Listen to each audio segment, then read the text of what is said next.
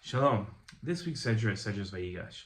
After the dramatic revelation of his true identity as their long-lost brother, Yosef says to his brothers, "Take your father and your households and come to me. I will give you the best of the land of Egypt, and you shall live off the fat of the land. Do as follows. Take from the land of Egypt wagons for your children and your wives, and bring your father here. Don't think about your belongings, for the best of all the land of Egypt shall be yours."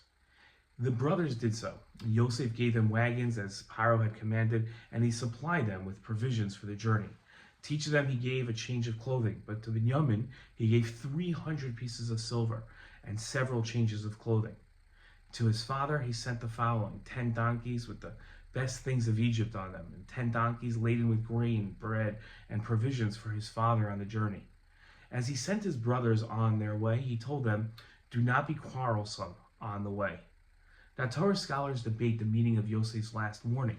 Some took it literally. As the Radak explained, Yosef meant, "Do not quarrel with one another on the journey concerning your having sold me," blaming each other for the decisions taken at the time. It would be understandable if after having gone through the torture that Yosef had put them through, they begin turning on each other. But Yosef warned them to keep the peace between themselves. A different approach was more practical. These scholars understood Yosef's warning to center around their safety along the way.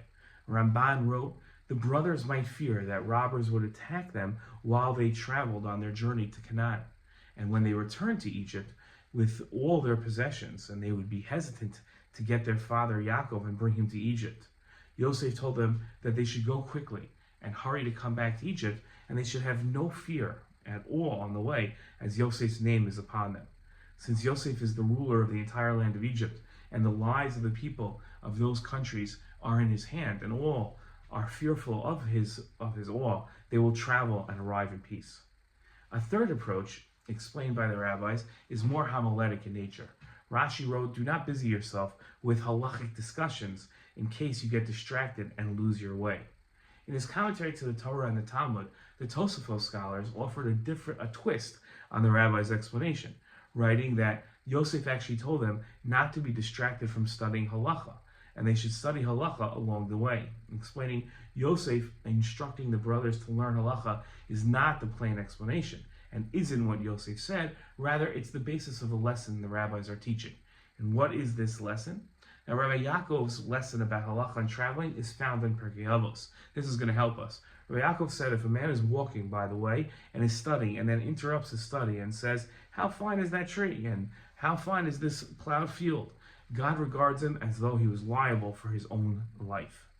In his commentary on Pirkei Avos, called Magen Avos, the Rashbats wrote that someone who interrupts their Torah study to look at nature commits 2 different violations.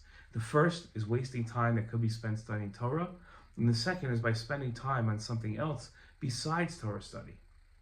Torah study is more than just another subject like math, language, or history.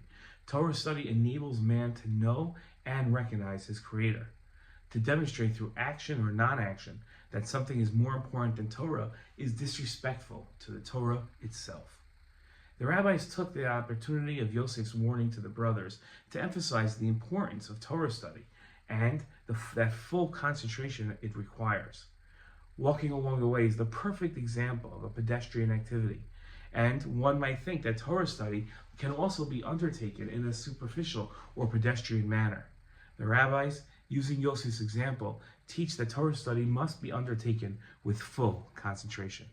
An important lesson for us this week. Shalom.